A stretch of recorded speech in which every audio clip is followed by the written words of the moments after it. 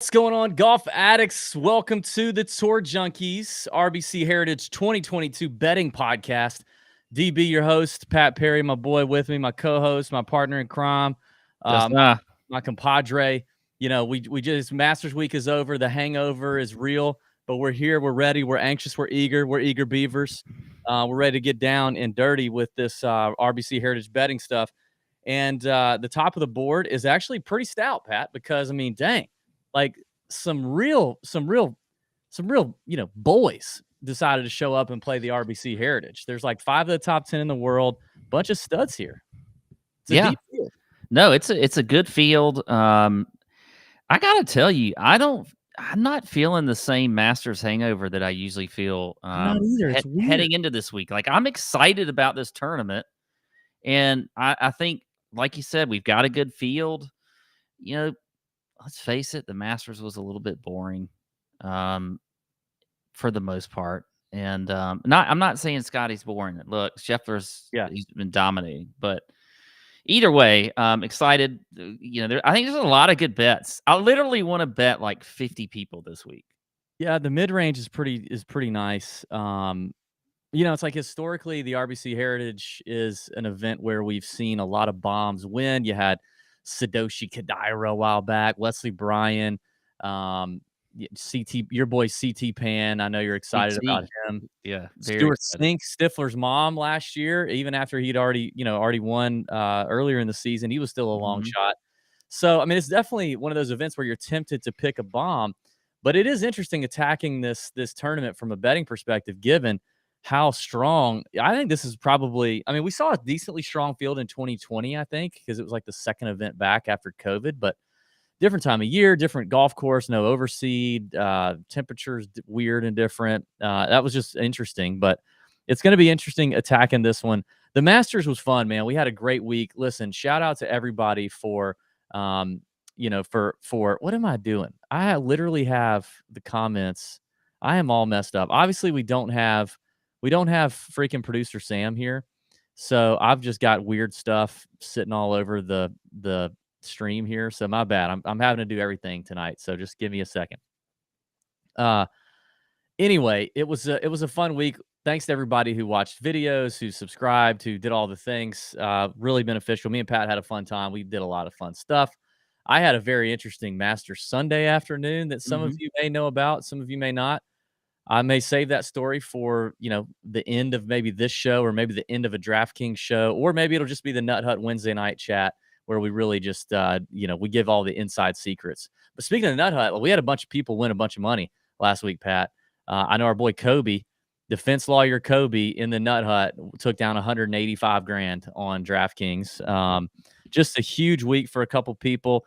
I didn't do too well on the betting side because if the favorite wins, I'm never going to do well on the betting side. Just not going to happen. We hit some props. We crushed it on Prize Picks most of the week. Thank you, Larry Mize, first day. We definitely crushed the Tiger Woods, make the cut. Bryson DeChambeau missed the cut at plus 380. Crushed that. The Covers article did pretty good. Hit a prop there. 1 for 2 in matchups.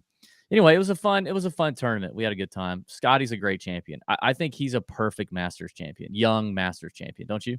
Yeah, no, I agree. I think he's a great Masters champion. I think it was a great performance. I don't think you typically don't see, as far as I'm concerned, like one of the hottest golfers, like on a streak like he is win. I mean, he is I think the 4th player to be number 1 in the world leading up to the Masters to win. And funny enough, Ian Woosnam was one of them, which I thought was crazy to hear that.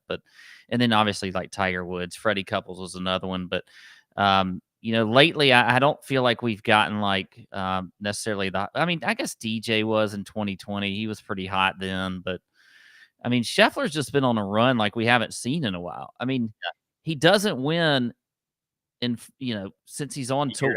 Yeah.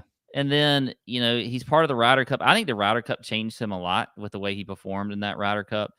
And just, I don't know, it's just been a great run for him. And you know what? Interesting fact.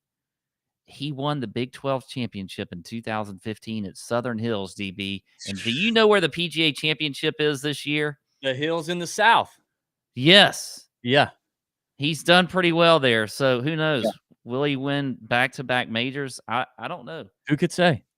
The most exciting thing for me, and you know that where I'm about to go, because I'm a huge Rory McIlroy fan.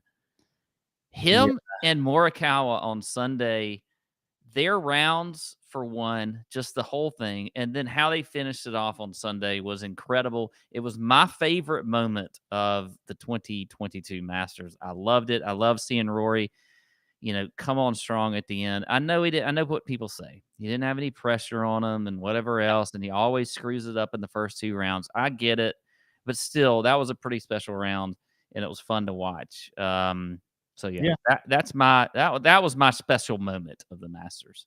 I don't really remember much of the last few hours of the Masters. Yeah, you don't. But it was, yeah, it was a good week. It was a good week. We had a great time. Great time. Good to see Scheffler do his thing, I guess. And that's all I have to say about that. Presented by covers.com. As always, head over to covers.com. That's where winning starts. If you love sports, if you love to win, covers.com is, where you need to go. You got a bunch of free tools. You got a bunch of free expert analysis, articles.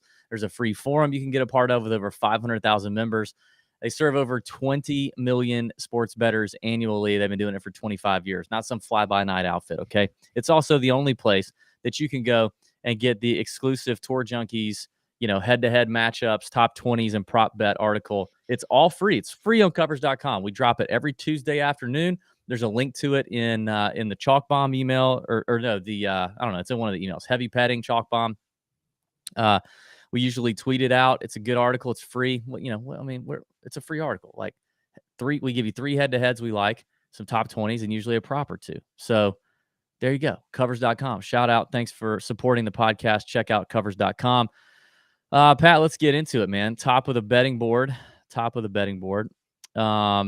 We kind of talked about the approach here. I mean, I don't think I can do much up here just because, there's a few names in here I'm going to give you if that tempts you, but the middle range, I got a feeling most of the show tonight is going to really be in that, longer than 25 to 1 up to 1. It is 30. But it's still an interesting spot to take a look at. Let's see if producer Sam did anything here. Oh yeah, he did. Look at this. Producer Sam did this. I don't think that looks very good though, unless we stick our heads out over here. JT's at the top of the board, 9 to 1. Colin Morikawa, 12 to 1. Cantlay, 14 to 1. Cam Smith, 16. Berger, Fitzpatrick, Shane Lowry, and DJ at 18 to 1. Russell Henley and Corey Connors at 22 and 25 to 1. Pat, by the way, my podcast shoes tonight, pretty sure nothing I've ever done on the show before. But I thought, nothing really sounded all that great to me tonight, honestly. Mm-hmm. And I almost went with no podcast shoes. No adult podcast use, Yeah. but I decided to go with the next closest thing. But it's also very Masters, because when you rent your house out for Masters like I do, you get a few goodies left over. Oh yeah, I forgot about this. It's always exciting to come home from renting it out for a week and you had a bunch of strangers in your house partying it up for the Masters, to open up the fridge and see what they left you. And some years has been a lot better than others. Some years they just clean it out. They leave nothing. It really sucks. But this year, they left a few things, but this is not anything to get really excited about. But it's just very Masters to leave a Michelob Ultra. Oh, yeah. That's just a white male Masters drink if I've ever seen one. This is what you drink Masters week. It helps you feel skinny. You feel like Sergio, maybe Brooks Koepka. Nice and ice cold. That's what I'm rocking tonight. Do you think that they left there and they're like, man, we left some Mick Ultras for these people. They're going to be so excited. They live way out here in the country. They're gonna love these big Ultras. Nah, man, they got to be missing that 3% ABV Mick Ultra. All right, in the top tier range here, Pat. I think if you're gonna go with a super short name, for me, it's Colin Morikawa. The guy just it was in the final group last year with Stewart Cink. Shoulda, woulda, coulda won it. He really crapped the bed on the last day last year. I don't know what he shot, but he finished T7. Obviously played really well at Augusta, finishing 5th. Checks all the boxes. In terms of stats I looked at, I didn't get a course breakdown video out this week, so Masters festivities got in the way. And Pat will give a more thorough course breakdown on the DFS show. But stats, this is definitely an approach contest. This is a putting contest. This is hit your greens in regulation at a higher clip than most. and you're doing pretty good because this is a very difficult golf course to hit fairways and to hit greens. Green, in terms of greens and reg, it's like one of the second most difficult. Pretty low clip greens and reg. We'll talk about that a little more at the end of the podcast with some prize pick stuff I'm looking at. But give me the best iron player in the world who looked good last week in Colin Morikawa and a guy who played here well last year as well at 14-1. That would be where I'd start. Okay. I don't mind that at all. I like Colin Morikawa. I think he's a great play this week. Probably going to play him more in DFS than betting him outright. The guy I think that presents a little bit of value here is Dustin Johnson at 18-1. I like DJ this week. I also like him in DFS, but I think DJ at 18-1 is a pretty good number there for him. He's had a great history here on this course. He has said, I mean, if you listen to him talk, he said the game is coming around. I know he was in contention for a little bit last weekend. I think that this could be a pretty good week for him, and I think he can win. So DJ at 18-1, I like. And I also like another guy he's not as hot as Scotty Scheffler is, but he's certainly one of the hottest golfers in the world right now that hasn't been able to win, and that's Shane Lowry, getting him at 22-1. This is another great course fit for him. You look at last week, he had the top 10 finish last week. He was T3. He's had kind of spotty history here, but he missed the cut in 2020. But that's, if you remember, 2020 is when they played this event in June because of COVID. It was a lot different as far as the conditions were concerned. Yeah. As a matter of fact, we played this course in late June of 2020. Yeah. But before that, you look at years like normal years. He was T3 in 2019, top 10 last year. I think Shane Lowry, with just the way he's been playing lately, his confidence and everything else, I like him at that 22-1 number. Those are the two main guys for me under 25-1. If we're talking about a stay away, it's Cam Smith. I don't want any part of Cam Smith. I know he's played pretty well on this course. He has missed 2 cuts in the last 5 years. Relative to the other names up here, but he's obviously playing great right now. But are you concerned with the driver for him on this course? I mean, you got to hit these fairways. I mean, I don't think he's going to hit a lot of drivers, though. Dude, maybe not, but still. I talked about this in the first look video. I have never noticed 350-yard drives out of Cam Smith, but he did it on Sunday at Augusta. Number 9, he hit one like almost 380. And I mean, 9, you're going to get the roll down the hill. Yeah, I mean, I understand there's some elevation changes and wind in his favor, but still, like, he was pumping them out there. Like, it was jarring to see Cam Smith be that long. It just was. I don't think he's going to like to play favorite Cam Smith, even if he doesn't hit. I don't know. Yeah, I don't love it, but I might have my stay away up here in the range is just because of the price being up there at the shortest number is JT. Even though I like JT as a player, I think he's going to be good here. I think he's going to be fine. But if I'm going to pick one guy at 14-1, it's Morikawa for me. I'd just rather have him. He feels like, honestly, Morikawa just feels like the closer out of him and JT. So if I was looking at one of the favorites, I mean, right now, like, gun to your head, you got 2 guys in it on Sunday, and I say, it's JT and Morikawa. Who's closing the door? It feels like Morikawa, right? Like, he's done it a lot more often and recently than JT has of late. Even though JT's played well, he's not closed the door, or he's not put off 4 rounds together, or avoided the big numbers or the bad days enough to really be in it to have a chance to close it. So to me, with 2 guys at the same number or close to, I don't know why you just wouldn't take Morikawa. I like the Lowry pick. I was going to add one more, and it's Fitzpatrick. I don't think, with Fitzpatrick at 22-1, Lowry at 22-1, I don't think how you can, and that's at, by the way, Fitzpatrick's at MGM at 22-1. BetMGM is the highest number last I looked. They're both really modeling out very similar. I mean, Fitzpatrick has a great record here the last 4 years, a 4th, 2 14ths, and a 39th. He's coming off a fantastic play, 14th at the Masters, 5th at Valspar, 9th at API. He's obviously been in great form all year. Checks a lot of the same boxes Shane Lowry checks. Irons have been fantastic. He's a great putter. He's a Pete Dye guy. He's done well on Pete Dye courses. So I think if you're going to bet Shane Lowry at 22-1 on PointsBet or MGM, you might as well fire on Matthew Fitzpatrick the same. Now, I don't know if you can afford to play both of them. Maybe you can, maybe you can't, depending on how you structure your card. But I just those are two names that are very worthy of mentioning, and I see them pretty dead even. And if they're both 22-1, I'm in. So, we do have a Corn Ferry Tour podcast coming out this week. My boy Garrett Simmons will be dropping the Veritex Championship Corn Ferry Tour preview show, looking at betting odds. You might have a guest on, our former Corn Ferry Tour caddy, Garrett Simmons. So be sure and check that out on the Corn Ferry Tour Junkies podcast, wherever you listen to podcasts, as well as on the YouTube channel. He'll drop it here, and hopefully he'll be in the Nut Hut some more. Garrett was in the Nut Hut for the Wednesday night chat last week. Yeah, that was good. Masters. It was a great time. Garrett's a single guy, Pat. Man, this ultra is making me burp. Garrett's a single beer guy. in general does that to you, DB. Well, normally not like that. Garrett's a single guy. He's 28 years old, right? He's got, scraggly hair. He looks like a little bit of a Cam Smith. He does nicotine. Okay.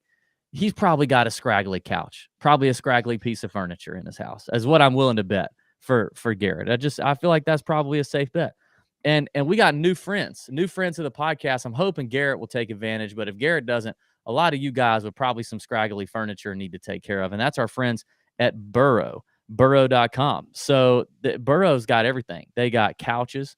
They got other stuff. They got side tables, coffee tables. They got 2 iconic modular seating systems and everything from coffee tables to credenzas. Burrow is your one-stop shop for outfitting your home in style. Coffee and side tables, they got the Kettle collection with stylish metal and marble. They got the Carta collection, which contains all your clutter, so your space looks effortlessly tidy. Some of you guys need that. You wonder why you can't get a date, Marcus? We're looking at you. It's because you don't have real tidy stuff. All right. Support your screen in style. Burrow offers 3 different media consoles to fit your TV, featuring customizable designs, adjustable height, interior shelves, and thoughtful touches like even cord organizing holes at each corner. And you get free shipping on every order. Every order from Burrow, no matter how small or large, includes free shipping, which can save you like $100 on a bigger item like a couch. So Burrow wants you to love the sofa that you're on or the tables you got as much as you love the Tour Junkies show. So show them you're listening to Tour Junkies by shopping at burrow.com/Tour Junkies and get $75 off your first order. That's Burrow, BURROW.com/Tour Junkies for $75 off. Burrow.com/Tour Junkies. Show them what's up. Some of y'all need to upgrade something. Mother's Day's around the corner. Buy something for your house, your wife, make her think you're paying attention. Okay. That could help you out. Shout out to Burrow.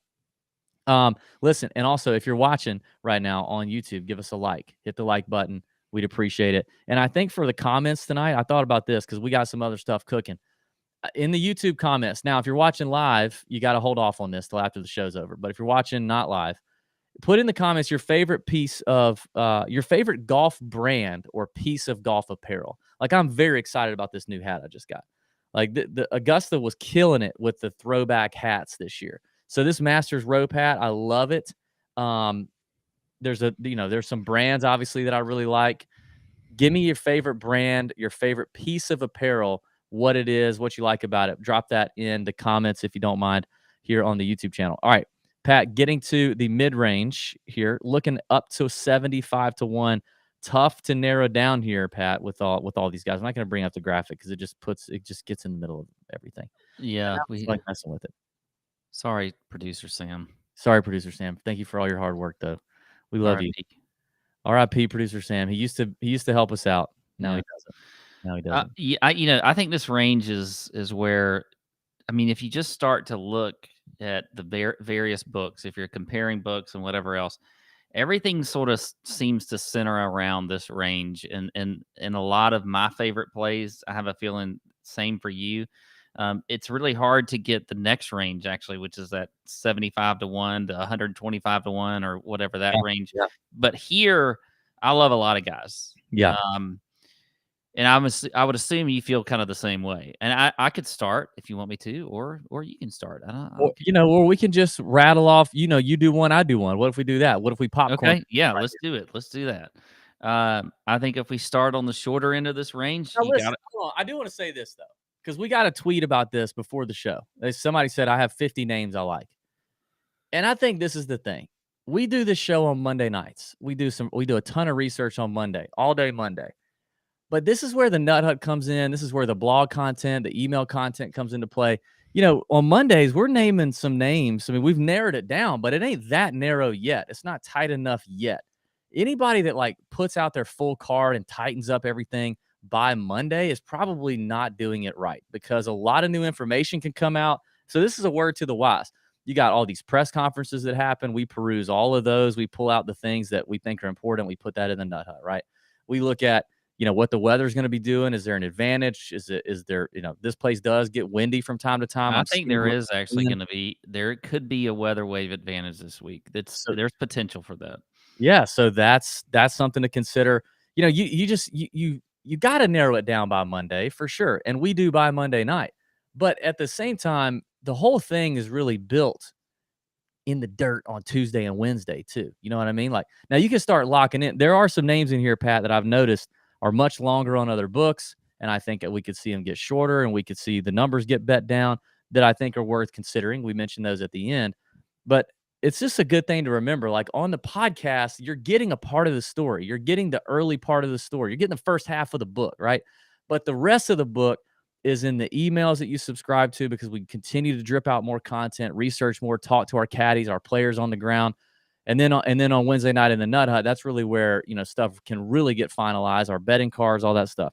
So it's important to know that the stuff we do on the podcast is how we've, the first little bit of narrowing down that we've done. So anyway, all that to say, these are two big ranges. So I know we're going to mention a lot of names here. We can't bet them all. You shouldn't bet them all. That'd be dumb. But they're names that are popping for a lot of reasons. And there's, that you feel like these guys can win. So now I'll throw it back to you. Thank you for letting me say that. Okay. Well, I will start on the shorter end here. And, I talked about him last week, and I'm still going to play him again this week, and that's Joaquin Niemann at 35-1. He did finish T5 here in the first time Yeah. here, which was 2020, that year that was kind of crazy in June.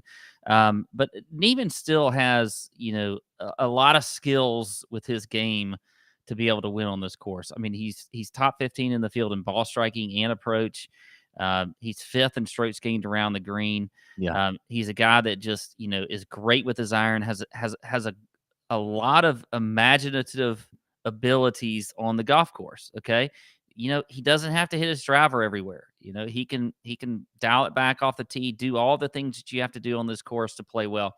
This is a course where you literally can hit what you think is a good drive, and you hit the fairway, and you're blocked out by trees. And Yeah. I mean, I'm telling you, it is a crazy course if you don't know it well. I think Neiman can play this course well, and I think he can win at 35-1. I'm telling you, yeah, I like Neiman a lot here. I'm surprised. Well, I'm not surprised you mentioned him. I know you like Neiman. I definitely think this is a good spot for him with the iron play. So complete agreement there with Neiman. One of my favorite values on the board right now is Russell Henley. I don't know if the numbers are still. Let's take a look because he was 40-1 on FanDuel when I did the first look today. I think he's still 40-1 on FanDuel. He's 22-1 on DraftKings. So you're getting a lot of value there from him on FanDuel. I mean, I think he's going to be a popular play. I think he's going to be a popular play in DFS because of the price. So I think that may also trickle into some betting odds stuff. But I like Henley a lot with the iron play being as good as it is. Southern boy, like he's continued to just play so well. Made a ton of birdies on Sunday at Augusta. Made a couple of bogeys coming in, but got really hot. Scored a lot at the Masters, and had a good finish. But he scored a lot more than probably it indicated. So I'm in on Henley a lot at 40-1 on FanDuel, and I think that's one we might need to jump on quickly. Yeah, I agree there. Another one that I think is very interesting, and he's kind of there's a lot of different numbers on him because if you look at him on FanDuel, he's at 20-1, but if you look at him on DraftKings on their sportsbook, he's at 40-1, and that's Sung J M, a guy that we saw come out to an early lead at the Masters. Was really up and down with a lot of his play, but I think this is a good course for Sung J M. Now, I know the first couple years that he played here wasn't that great, but then when Don't you like look, his irons right now. well, Obviously, they must have done okay at Augusta. We don't have the strokes gained data right We now. don't have the data from there. But his irons I have don't not think we been ever get good. that data, actually. And to me, the approach play is even ramped up even more here than it Ye normally is. yeah, I think his stats are not gonna wow you a ton. I mean, he is 31st in greens in regulation. He is top 30 in scrambling. He does putt well in Bermuda grass greens, which I think is important also. But I think 40 to 1 is just a really strong number for Sung J M. I mean, he just seems like the type guy that is somebody that could play well and win on this course, especially actually if we get some tougher conditions, some wind, some whatever else. I like him in those conditions. So Sung J M at 40 to 1 would be my All main right, play. here you go. Data Golf. I forgot Data Golf did it. Data Golf has strokes gained data that they came up with at the Masters. He finished at plus 0.38 strokes gained approach. So that's not great. That's like below the top. I mean, just relative to the field, like below the top 30 guys, maybe 35. He just kind of did everything across the board pretty solid. But I am a little concerned about his irons. That's all. Yeah. Um, I mean, he definitely can win. All right, I guess we got to move a little quicker here through this range. I think one of the next great values on the board, and he's probably going to be talked up a lot in this, in the tout world. So from a betting standpoint, I think you get it now, and that's Alex Noren, Yes. 50 to Yes. 1. I really wanted you to save him for me, but I'm sorry. I'm yeah. sorry. As good as he's playing, I mean, he's playing very, very well, and he's got a good record here. Three top 30s. There are three top 28s, I guess, in the last 3 years. Obviously, we saw him play well at the Valspar. The Players, he played well, and I think that was despite a weather disadvantage. But 11th in this field in approach play in the last 24 rounds. Short games always tight with Alex Noren. We've always been kind of waiting on the ball striking to come around, and it looks like as of late this year, at least, it's come around. I also looked at him on Pete Dye designs. He's pretty solid in Pete Dye in Pete Dye designs as well. So I think Alex Noren at 50 to 1 is a very nice number. Yeah, I like him. I had him written down as well. If we go a little bit longer, I love Kiz. I mean, I think Kiz is always a good play here. You know, I he want to debate almost you on Kiss. he almost he we can debate all you want. He almost won here a few years ago. Obviously, I know the last couple years have not been good. I know you told me not to look at the chat, but I did look at the chat briefly for a second a minute ago, and I know there's some talk in there that he's going to have pressure on him. I don't agree with that. I don't think his feels that at all, to be honest. Okay, I kind of mentioned this in the first look show. All I said was, and this was the first look show. I'm just literally like rolling out of bed, looking at the odds, giving my thoughts, and so it just like popped in my head. It's not necessarily pressure, but it's Played this tournament too many times to have pressure. I know it's not pressure, but it's like a week, after the long week that he had at Augusta, that was a grinded out kind of week, a day with Tiger on Saturday. And yeah, he played well. I mean, he played better than I thought he was going to play. But, it was definitely a grind of a week. Hilton Head has always been known as that place where the family guys go to like kick back, have a weekend, enjoy Hilton Head, take it easy. It's been a place where he's tended to, make his hay because it suits his game for sure. But I also know it's a place where all his boys show up, all the South Carolina boys show up. Everybody's ready to party with kids. Everybody wants a piece of kids. It's a similar home games, type vibe, but it's more laid back than the Masters. So there's a lot of demand on kids. And in addition to that, the iron play has concerned me as well for kids. I mean, like I said, I am holding iron play even greater in greater regard than I normally do for a PGA Tour event because of the difficulty in greens and reg. Now, according to Data Golf, Kiz did pretty good with the iron play, plus 1.7 strokes gained approach, which puts him in the top 10 for iron play at Augusta. So that's promising. That sounds promising. I don't know. I wonder about his crew in South Carolina. Yeah, I mean, he's done this long enough for that. That shouldn't matter. It really shouldn't for him. I mean, Yeah, we can get into the stats. I mean, he's obviously a great driver of the golf ball. He's very consistent off the tee. He knows this course extremely well. He's very good putting on Bermuda. I mean, he's fourth in the field putting on Bermuda. If you look at his last 100 rounds, he's a very good scrambler. Um, for me, I just think that those distractions are a little more of a narrative that I'm just not gonna ready to really buy into for him. And I think they've been brought on by the fact that he has missed the cut in the last couple years. I get that. But I think it's different this year. I think he's playing better this year heading into this golf tournament. I mean, he almost just won a couple weeks ago. I mean, let's not forget that. So Yeah, the match play. I think it's just a Oh, different. and the players, I guess. What was he? Yeah, I mean, and yeah, he was top 5 at the players or top 10. I mean, so he's playing, and he also, by the way, we talked about this a lot last week because we were joking about like we just assumed people got the bad end of the draw at the players if they missed a cut. He did actually get the bad end of the draw, and he did finish in the top 5 at the players. So I think his game is right where he wants it to be. And I feel like this is a week where he can come back in on a tournament on a course that he should play well. I mean, we always talk about how this is a great course fit for him. It is. So you take out all the distractions and you throw out all the stats that we want to freaking, get too involved on. This is a tournament he can win, and you're getting him at 55-1. I like it. okay.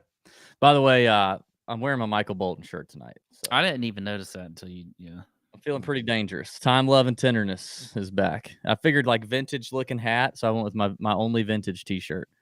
All right, continuing down. Do you think Mav McNeely's ready to go ahead and do it? What if Mav McNeely's first PGA Tour win comes on the East Coast in the Southeast, right? But what's crazy is I think I looked at it.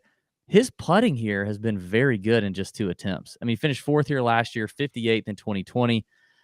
Bermuda is his worst surface over the course of his career. But in the 2 attempts he's had here, last year he gained 5.6 strokes putting. The year before that, 3.8 in 2020. And the irons haven't been fantastic, but he's typically been a very solid iron player, and the kid is just playing. He's continuing to play really, really well. So I don't know. I'm a little interested in Mav at 55-1 on DraftKings. Yeah, I mean, on the East Coast, like in the South Carolina area, that's where a lot of rich people hang out is Hilton Head. And he comes from one of those rich families. Yeah. So maybe like he feels a little more Oh, comfortable when he maybe. gets on Hilton Head, and it's just like that West Coast feel that he has. I don't know. I still don't think he wins this golf tournament. To me, I would rather take like a top 20 for Mav. I bet he's got a pretty good top 20 number. I 2-1 top 20. I like the top 20 number a little better for Mav, but I know you're in love with Mav, so I'm not gonna hate on you for that. But I don't think he wins. I don't. There's a few more names in here that I want to throw out there. Now another one here is interesting because he's also looking for his first like PGA Tour statement victory, and that's Tommy Fleetwood. You think he can do it at 55-1 on DraftKings and PointsBet? The way he's been playing a lot better, 14th at the Masters. He's played here twice, missed the cut in 2021, finished 25th in 2019. But the iron play's finally coming around. The ball striking's there. It feels like a course that should reward an informed Tommy Fleetwood. What do we think? You think he could do it? When I look at courses on the PGA Tour that I think Fleetwood can win on, this is one of them. Like if I were to like lay out the schedule for the year, and I know that Fleetwood's going to play here and here and here and wherever else, the majors and whatever.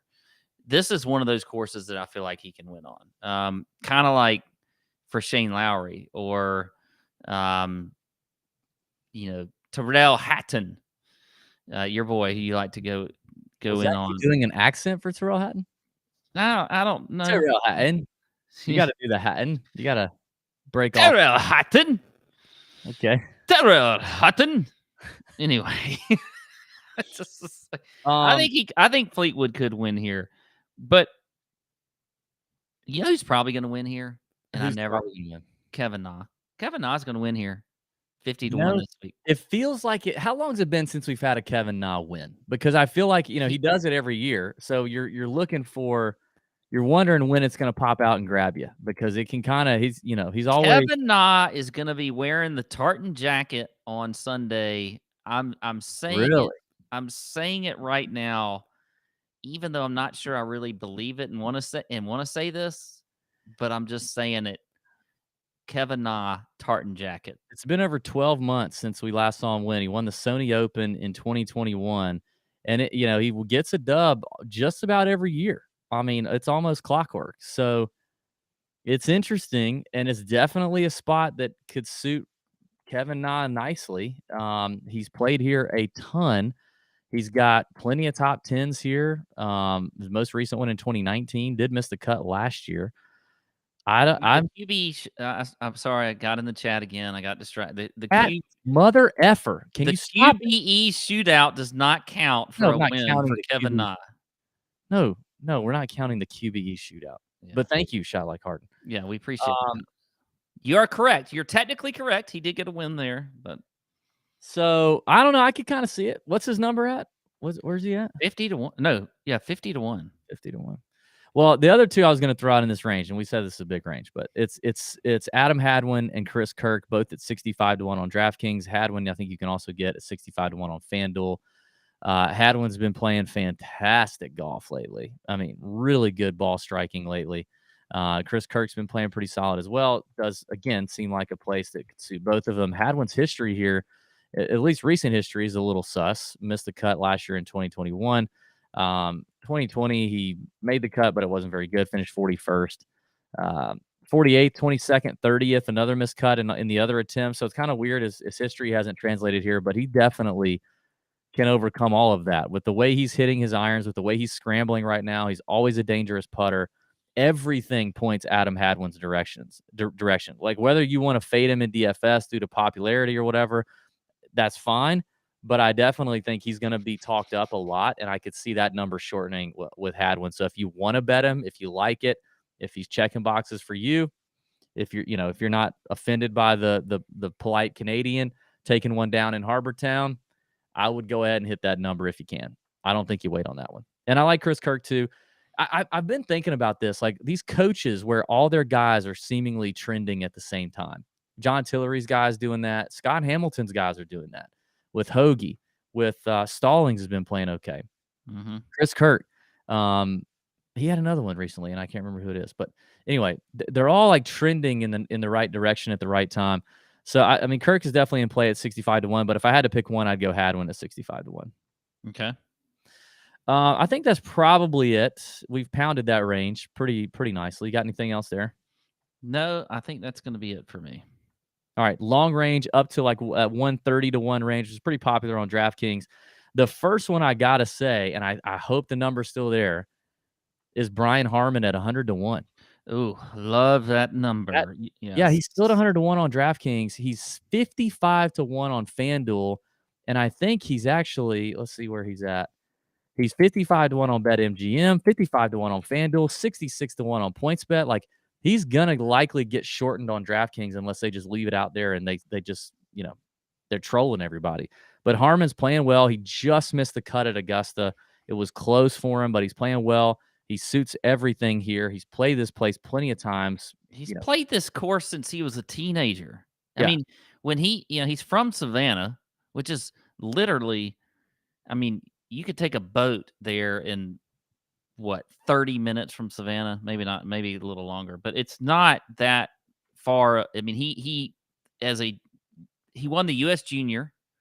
He played here as a junior. I mean, in this tournament, Brian Harman's been in this tournament forever. I think he's a great play. I think that that number at 100-1 is way too long. I mean, I think his grandfather is the guy on the logo, the old colonial man. It might be, with the musket. So I think you got to jump on Brian Harman. Who else you like in here? Well, I liked Harman. He was one of the guys that I liked. I think Charles Howell interests me a little bit at 131. He kind of popped for me, and I was scared to say it a little bit. I'm not scared. I'm not scared. I mean, we saw him just was it the Valero or Valspar? Valspar, where he played well. Had himself he was like top 10, wasn't he, at the Valspar? Yeah, he finished 5th or something. Yeah. I don't know. Where is it? Sorry, Valero. Valero, he was T4. Fourth. I Yeah. get the V's mixed up there on those. These are hard, man. They're hard. I get it. It's Yeah. okay. So he had a T4 there, but I think Charles Howard at 130 to 1, is one on a coastal course like we saw him win at the RSM Classic. The I island. think he's a guy that has gotten to the point where he sort of picks his schedule on these tour events that he likes the courses and he feels comfortable. So I like that at 130 to 1. Here's one that I feel like I need to get taught out of this or through this. Mm-hmm. But at 100 to 1, Sebastian Nope. Munoz. I like it. I'm in it with you. He's 100 to 1 on MGM. Yeah. He's popping irons, Bermuda, short putting. I'm with you. I think we do it. There's a handful of names in here I'm liking.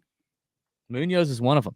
There's another one down there at 100 to 1. Now this could get real weird. You ready to get real kinky here, Pat? Let's get kinky. What if? Okay, just how weird. Okay, all right.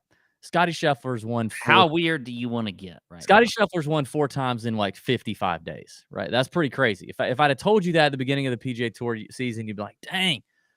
If I'd have told you, Stuart Sinkle's going to win twice, right, last season. What if I told you that twice in 3 weeks, JJ Spawn won? Oh no, dude! Do we want to get that crazy? My man is striking balls, buddy. He is. I told you. I'm telling you. Did he not also? I mean, first Masters top 25. First Masters came out and did his thing. He's hot. He's confident. I don't think he's like I don't know. Maybe he is. I don't know if he's married. I don't know if he's got kids. I mean, we follow him on stuff, but he never does anything. So I feel like he's not really like a big family guy. So he's just here to do his thing and keep making checks and making money and showing up. He's not here to like sip Mai Tais and listen to Greg Russell under the oak tree at Harbour Town with his kids and like doesn't care if he misses the weekend or not. Four attempts at RBC Heritage in the past with 2 missed cuts, one of them being 2020, which honestly I just think we throw out. And then the other 3 times, a 28th, a missed cut, and a 6th place finish. But you cannot debate how well he has been. His ball striking has been since really the beginning of the year. I mean, since the beginning of the year, 25th at the Amex, 16th at Pebble, which Pebble's a similar golf course to this. A lot of irons off the tee, a positional golf course. It's really a strokes gained approach golf course. 30th at the Honda, tough course. 27th at Valspar, won the Valero. 23rd his first Masters. Like, it's just crazy. 100 to 1. Like, he could do it. It could happen. You could look back and go, that's the weirdest thing ever. I never thought JJ Spawn would win twice in 3 weeks. I think it could happen. I agree. I'm not I got some weird ones down here. Dylan Fratelli popped for me too at 130 to 1. Did he pop for you? I may have glanced at him. I didn't. Some of these are probably going to be more top 20s for me, but I could get on board with Fratelli. I'm always a sucker for Russell Knox. He's down here at 130 to 1, and he's not played as well here lately. And looking back at it, again, if I throw out 2020, so then it's just 2 missed cuts in 2021 and 2019. Before that, 40th, 11th, runner-up in 2016, 18th, and 9th. Those are his finishes at the RBC Heritage. So I think this is still a great spot for Russell Knox, and I don't mind the history recently being less than stellar. But he's got 2 top 10s already in this PGA Tour or in 2021 at the Sony and the Players Championship. Sony's not a Pete Dye design, but it feels very Pete Dye-esque. TPC Sawgrass is. Russell Knox is a Pete Dye guy. He checks a ton of boxes. I'm interested in him at 130 to 1 on DraftKings as well. Yeah. I don't have anybody else. Nobody? Let me look. I like I see somebody asking about Hoagie in the chat. I like Hoagie. 25th year last somebody year. else that you could say wins twice on tour this year. Yeah, 100%. 80 to 1 on DraftKings is the best number for him. One Pebble Beach, like I said. I think 4th at RSM Classic, Southeastern Coastal Golf Course. this is totally a spot that Hoagie could win. 80-1 is a good number. I think it's a fine number for him. It doesn't get me as jazzed up as the 100-1 Brian Harmon number in terms of value, or the Russell Knox number at 130-1 in terms of value. But Hoagie at 80-1 is certainly in play. I mean, I think for sure. Yeah. All right. Know that so like when you talk about a major, especially the Masters, things are like so intense. Like these guys talk about how like when they get out there and just every shot just takes a lot out of them, you know? I mean, we had Tiger Woods come back and hit a lot. I mean, he played, at least he made the weekend. Yeah. But things were a little bit tough, and there's just a lot of energy that goes into a major. Yes. Then you get to the Heritage, which if you ever go to the Heritage, it's a very relaxed feel. It's fun. It's a good atmosphere. It's just a little bit different. Now, the being at the Masters is a great atmosphere, but it's intense. But it's cool. It's kind of like being in heaven for golf. Okay. You can probably, like, if you're a player, you could lose your hair at the Masters, okay? God, I knew this was a super long ad read incoming. What a setup. You could lose your hair at Augusta National, but so the next week is when you wanna get it back. You wanna get it back. It's a little bit more relaxing and things like that. So when it comes to thinning hair, you no longer have to choose between natural remedies and those that work. There's a holistic solution for men that promotes both healthier hair and whole body wellness without drugs or prescriptions, okay? We're talking about Nutrafol, DB. Drugs are bad. Drugs are bad. Yeah. We're talking about Nutrafol, DB. Did you know that there are 5 root causes for thinning hair? Nutrafol is the hair supplement that goes beyond genetics to target stress, hormones, nutrition, okay? That's important, metabolism, and environmental factors that may be impacting your hair. Look, the Augusta National is a great place, but I bet there's some environmental factors that are impacting people's hair around them. You know, it was cold. It was cold. It was windy. Wind blows your hair, blows it right off. Yeah. Nutrafol is clinically shown to improve hair growth, thickness, and visible scalp coverage without compromise. 21 potent natural ingredients support sex drive, better sleep, and less stress too. Okay, like we have this week, a little bit less stressful week. In a clinical study, men showed progressive improvement in hair growth and thickness after 3 and 6 months.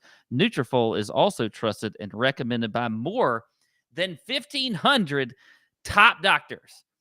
Not bottom doctors, top doctors. Okay. Yeah. You can grow thicker, healthier hair and support our show by going to Nutrafol.com and entering the promo code Tour Junkies to save $15 off your first month subscription. This is their best offer anywhere, and it's only available to U.S. customers for a limited time. Plus, free shipping on every order. Get $15 off at Nutrafol.com, spelled Nutrafol.com. Promo code Tour Junkies.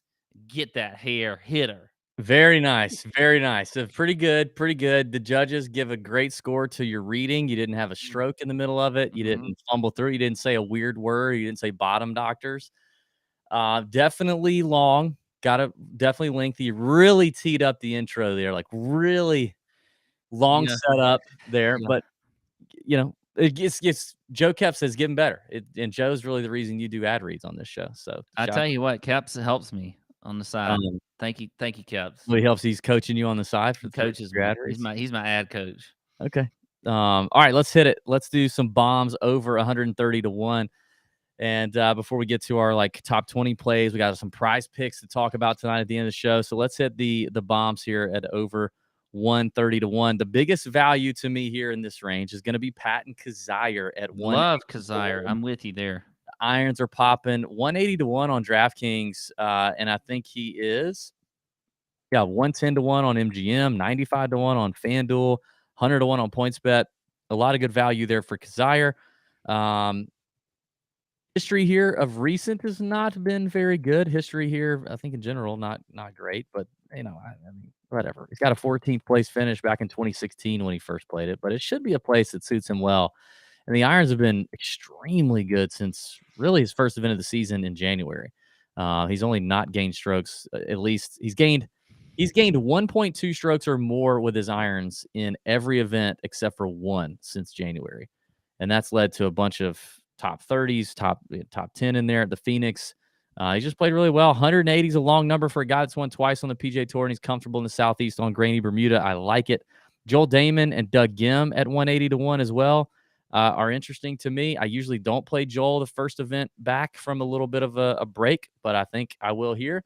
Gim's played well here. Iron play is solid. And then finally, the South Carolinian, Matthew Naismith at 180 to 1. We spent some time with his swing coach last week, Gary Crescent, who also coaches Grayson Sigg and Henrik Norlander, a few ball strikers in that bunch. And Naismith, getting down in the hunt at the Valspar with Davis Riley, with Sam Burns, I think was a great thing to see. I say it all the time. Seeing these young guys go through that a little bit and come out of it losing is what I like to see, to get on him next time. And 180 to 1 for that kid in a place that he's very comfortable in his home state, a golf course he's seen before and sets up well for his game.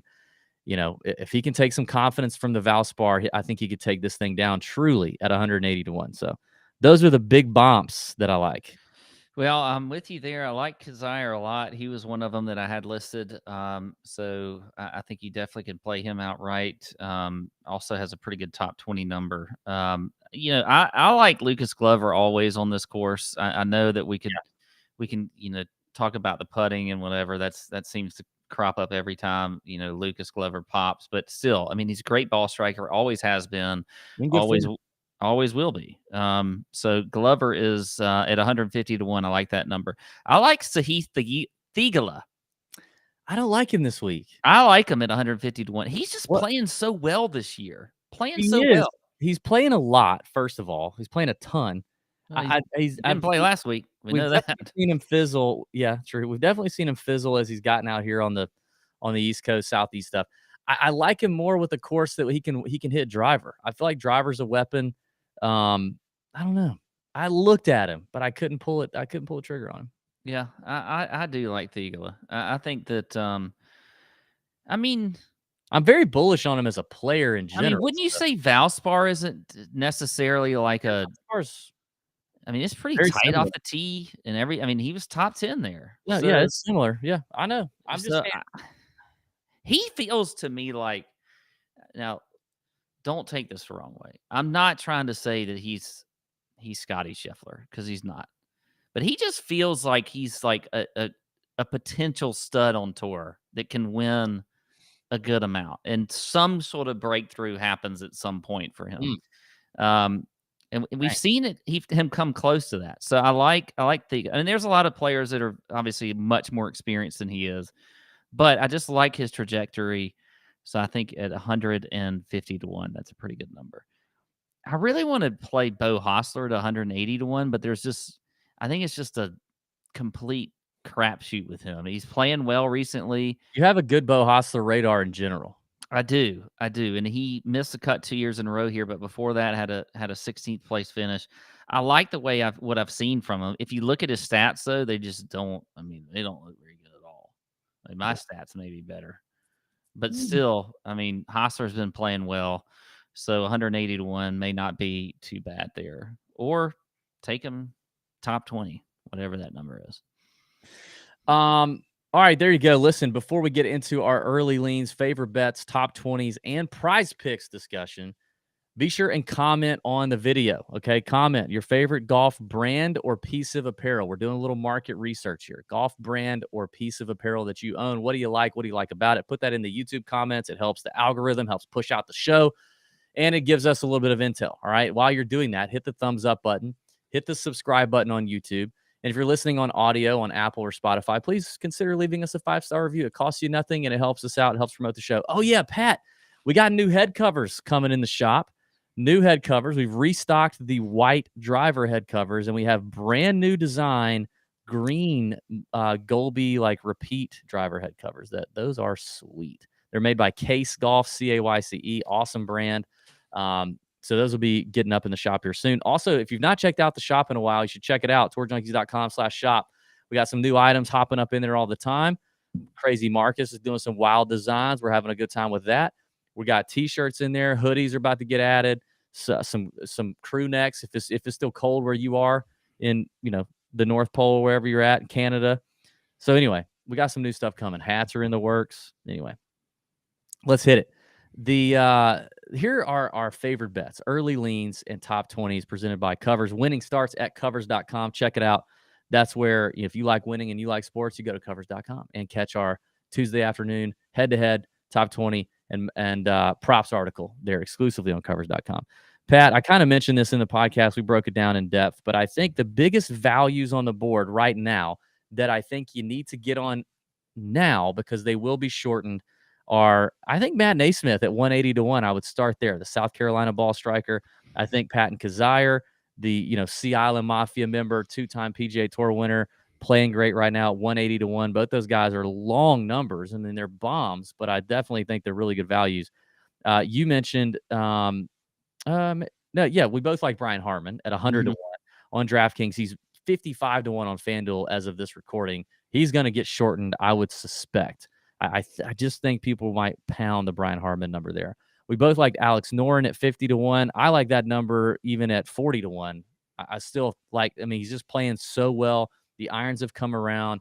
He's always been a great short game guy. I love Alex Noren. And then Russell Henley at 40 to 1 on FanDuel and 22 on DraftKings. Like, tremendous value on FanDuel for a guy who's a, Southeastern kid, great ball striker. Irons are hot, still in great form, winner on the PGA Tour. Russell Henley at 40 to 1. Those are my favorite outrights right now. All right. Well, I'll do just like you. I'll start with the longer end and then go into the shorter range. I think Lucas Glover at 150 to 1 is one of my favorite longer range plays. I'm with you on Brian Harmon at 100 to 1. I think that's a good number there for him. Kevin Na 50 to 1. I said it in the show that I think he could be wearing that tartan jacket here at the end of this week. So I like Kevin Na. And then Shane Lowry at 22 to 1. Love Shane Lowry this week. Yep, I like that. In terms of top 20s, I'll start deep down in the top 20 range. Naismith at plus 550, Patton Kazire at plus 550, who I mentioned. Joel Damon at plus 550. I don't know, outright win for Joel first week back. I don't know, but top 20, I like it at plus 550. A guy that both of us liked, we didn't mention in outright form, but is one we talked about. Sebastian Munoz plus 275 is one. Russell Knox and Brian Harmon are at 3 to 1. Alex Noren's at plus 190. I like that. I do like Matt McNeely here a good bit. He's 2 to 1 to finish top 20. And then Adam Hadwin feels like a really big lock at plus 230 to finish top 20. Like, I think Hadwin feels as safe, probably safer even than Alex Noren or Maverick McNeely. And he's a great number there at plus 230. Yeah. Well, a few that I'll add on to here. I think Tom Hoagie, top 20, plus 275. Hoagie's just, I feel like every week it's somewhere in the top 20. I like that number there. I'm with you. I think Brian Harmon at plus 300 is a good number. I like Kazire at plus 550 as a top 20. And then, how about Michael Thompson? He's plus 800. 8 to 1 to finish top 20. He's like a course specialist for these type courses. So I like that number there for him as well. There you go. That's the favorite bets, early leans, top 20s presented by Covers. Winning starts at covers.com. Check them out. All right, Pat. Now we got to get to some prize picks discussion. Now we've been doing pretty well on prize picks, I would say. Wouldn't you? I would say we have. Yeah, we started off out of the gates really hot. The Nut Hut's popping with prize picks. Yeah, the Nut Hut's popping with them. The Fantasy Golf Sommelier wasn't so great for the Masters. Other than the Larry Mize. All I really cared about was the Larry Mize play last week. All anybody cared about was the Larry Mize play, and that hit. So there you go. So don't be whining. But we added plenty of plays in there, and a lot of them hit. So let's talk about prize picks round one. I'm going to give you a few plays. Pat's only going to give you one because the Fantasy Golf Sommelier drops Wednesday morning. Going to want to check that out. Hilarious Fantasy Golf Sommelier videos coming out of you so far this year. I'm excited about them. A couple things to pay attention to. The par fives this week, Pat. I did some research on those. Prize Picks has been delivering some of those par five over-unders at 4.5 for everybody. Number 2 is the one to really pound. Since 2015, a 53% birdie or better average rate on that hole, number 2. And number 5 is a 46% rate of birdie or better. So be on the lookout for those. I don't see them up yet. They may be up by now, but I don't see them up yet. Be on the lookout. I want to talk about a guy that's probably going to be a little controversial because I think we disagree on him. You're bullish on Kiz this week. I'm bearish on Kiz this week. So I have 2 different plays for Kiz that I'm going to take the under on. It's not so much an indictment on Kiz as much as that I think they may be overestimating somewhat the greens and reg and fairway numbers. I mentioned greens and reg earlier at the top of the show. This is one of the top 5 hardest places, regular stops on the PGA Tour to hit a green in regulation. Only 63% on average. That's about 11.3 greens per round on average hit out of the 18 greens. Okay. I think Kisner's under at 12 is in play for round 1. I'll take the under on greens and reg. The irons haven't been super sharp. Better at Augusta. Obviously played well at the match play. Trending the right direction, not super sharp. I'll take the under 12 greens and reg. I'll also take the under on fairways hit at 9.5. Everybody thinks this thing is easy to hit these, the Heritage has easy to hit fairways. It doesn't. It is shorter, and a lot of guys club down, but there's a lot of trees. There's a lot of overhanging branches. Like, this thing is not easy to do. They're not super wide, first of all. And you don't have to be in the fairway all the time. Like, you just have to be on the right angle, the right side of the fairway. So some of these guys will play to the rough if they have to. But the average fairways hit's only 62%. That's 8.68 fairways out of the 14 that they've got, or 13. 14 that they've got. So Kiz's number is 9.5. That's almost, a full fairway extra that they're giving him credit for. So I'm going to take the under on Kisner's fairways at 9.5. And then I'm also going to go under on a guy you mentioned that you like. I guess I'm just pounding your guys. Sungjae Im, under greens in regulation at 12.5. Just with the irons and the record here and like how sus he's been with them. And the number is over, full green and reg over the average for this place. I think I'll take the under at 12.5 on Sungjae. All right, a lot You to can take debate in. those and then give us your one play if you want. A lot to take in there. Well, I would debate it by telling you two of those guys I would take. So there's different ways to look at this. You may not like how somebody is what they're gonna do as far as hitting fairways and greens. To me, right now, looking at a lot of the numbers out there, I'm a little concerned at taking some of these prize picks plays for either the over or the under on greens and regulation and fairways hit. There's just a little bit that doesn't give me confidence on what's going to happen there, because I do still think even if you miss some of these fairways, you can score. Even if you miss some of these greens, you maybe can score. Whether it's so whatever. So I'm going to stick to more of the scoring stats, and 2 of the guys you just talked about, Sungjae Im and Kevin Kisner are at 69.5 right now as far as their total score on round 1. Remember, this is a par 71. I think they can both get to 2 under their first day. And I like them both to play well the first day this week, unless the weather changes. I also think if you're listening to this right now, I would go ahead and get it, because I feel like that number could move to 69. And then I don't necessarily like it as much, but I do like that half that we're getting, and I like the fact that we're getting a little bit of a enticing half point right there. So I like the under on both those guys. So I'm giving you 2 because we said 1, and I'm giving you 2 really since you talked about both those guys. Okay, but they can score under 69.5. Well, check out the Fantasy Golf Sommelier video. Drops on Wednesday. We got to go do the DraftKings preview show, Pat. It's been fun. We're ready to have a week. We haven't hit an outright in a little while. When 14-1 Scotty Scheffler keeps winning, we're not gonna hit an outright. We're the wrong show for that. But I'm ready to hit one tonight. This week, I feel good about it. We've been doing the research. It's time to bend over your bookie. All right, let's get it done, people. See you out.